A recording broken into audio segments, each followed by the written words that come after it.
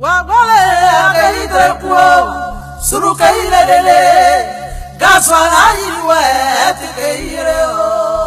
avoir foi en ce qu'on fait. Moi, j'ai une foi en l'Afrique. C'est tout. Et je fais ce qui me semble bon pour l'Afrique. C'est ça que je fais. Le reste, c'est pas important. J'ai dit souvent à mes collaborateurs que celui qui veut être riche, il ne faut pas qu'il vienne faire la politique. Si quelqu'un fait la politique et qu'il devient riche, c'est qu'il est voleur. La politique n'est pas là pour enrichir les gens. En politique, on te donne les moyens pour que tu vives correctement, mais il y a un travail à faire. Si celui qui veut être riche, il fait des affaires. Il ne devient pas professeur, il ne devient pas journaliste, il ne devient pas caméraman, il ne devient pas homme politique. C'est pas des métiers où on devient riche, ça. C'est pas des métiers où on devient riche. Ça, c'est la première leçon que je voulais tirer. La deuxième leçon, c'est que tu peux partir de zéro et tu peux arriver au sommet. Pourvu que tu saches dès le départ où tu veux aller. Et que tu prennes les moyens pour arriver où tu veux arriver. Je me rappelle toujours d'une discussion que j'avais avec mes amis au lycée classique. On était un certain nombre qui voulions devenir président. Chacun dit va devenir président. Et il y en a un qui m'a dit, moi je vais d'abord faire les affaires, parce que sans argent on ne peut pas faire la politique, on ne peut pas devenir président. Et je lui ai dit, moi, c'est parce que je ne vais pas faire les affaires, que je vais être pauvre, que je vais avoir les mains propres et que je vais devenir président. Aujourd'hui, mon ami, il a eu beaucoup d'argent, effectivement. Il a beaucoup d'argent, mais il n'est jamais devenu président. Il n'a jamais même été candidat. Voilà, il n'a jamais été candidat. C'est-à-dire qu'il faut savoir ce que tu veux longtemps à l'avance. C'est-à-dire qu'il ne faut pas découvrir les situations de façon opportuniste.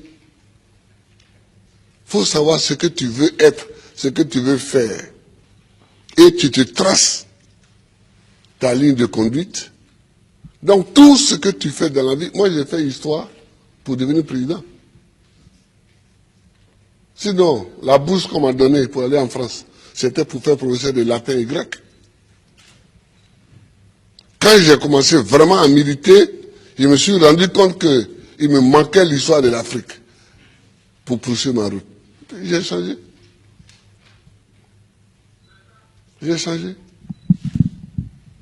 Et j'ai fait histoire parce que c'est ça qui me manquait pour connaître d'où on vient et où on peut aller en connaissant d'où on vient. Je vois des gens qui découvrent qu'il y a un fauteuil à côté, ils peuvent s'asseoir dessus. On ne s'assoit pas dessus comme ça. Le fauteuil, il est à côté, il semble vide, mais il a un propriétaire.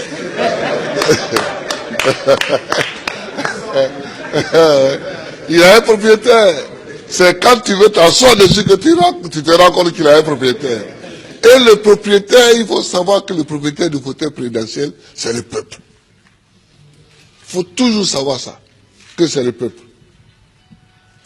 Tu as beau être ce que tu es, si tu ne sais pas que c'est le peuple, et que tu ne te conduis pas en conséquence, tu ne peux pas t'asseoir dessus. C'est tout ça que moi j'ai envie que les Africains sachent. Et puis, il faut aimer son pays, il faut aimer l'Afrique.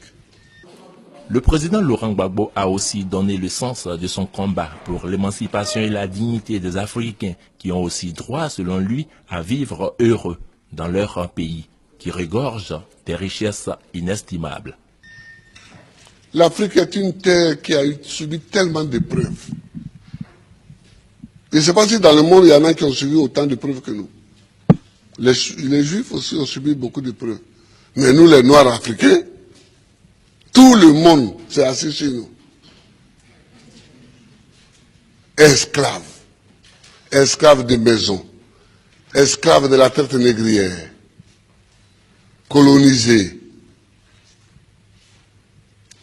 Torturés culturellement. Parlant les langues des autres. Tout ça. décoloniser. Mais nous, on a des grands combats à mener. Et les grands combats que nous avons à mener, ce n'est pas pour se venger des gens, c'est pour au moins être homme aussi, comme les autres. C'est ça qu'on appelle la dignité. Que quand tu passes, il faut qu'on sache au moins que c'est un homme qui passe.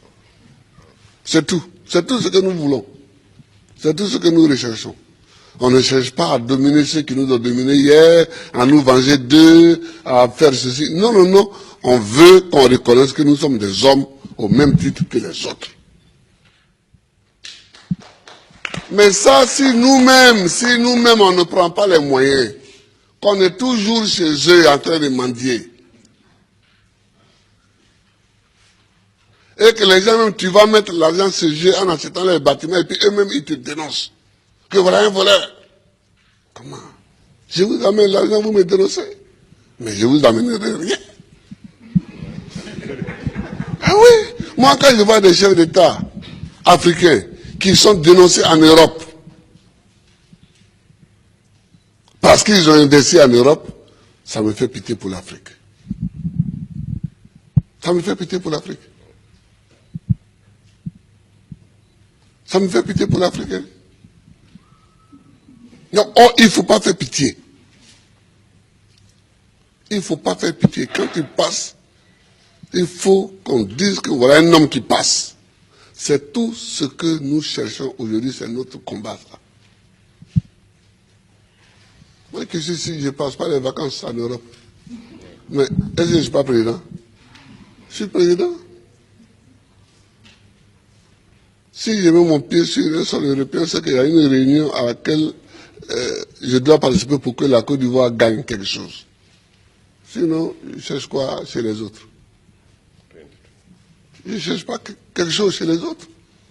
Si Dieu m'a mis au monde ici, c'est que dans mon environnement ici, il y a tout ce qu'il faut pour que je vive. Mon combat, c'est pour la dignité. C'est pour la dignité.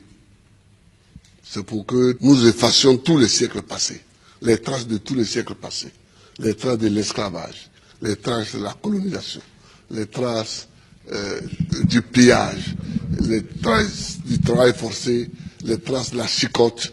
C'est pour qu'on efface tout ça.